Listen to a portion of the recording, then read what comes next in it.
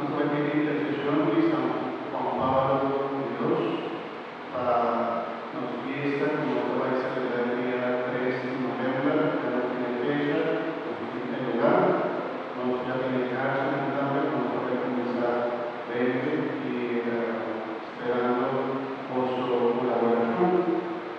Por lo tanto, para que lo fondo para nuestra parroquia y de hecho el salón. Y el salón dedicada a nuestra cena a San Juan Pablo II.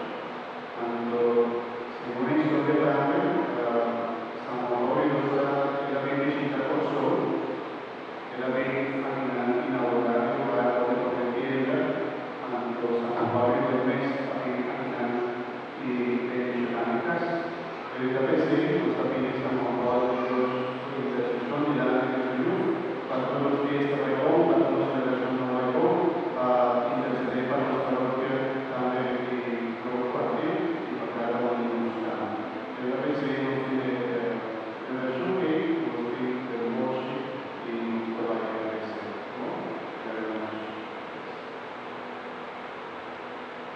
Papa San Pablo, o amiscitarnos parroquia y o apoyo que era a nuestras parroquias.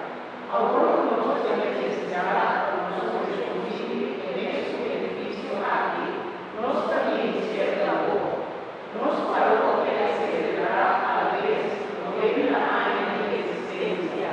Nos que pedimos a San Pablo II para ayudarnos en esta alegría, nos facilite ora con inaugurare questo edificio, a nos realizzare la celebrazione di Agnese di novembre.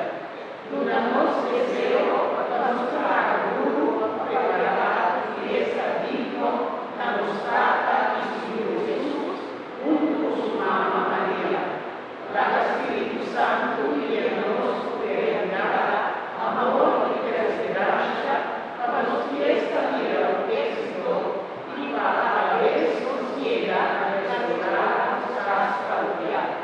Papa San Pablo II, pide para nos y manda bendición para nuestra parroquia. Amén.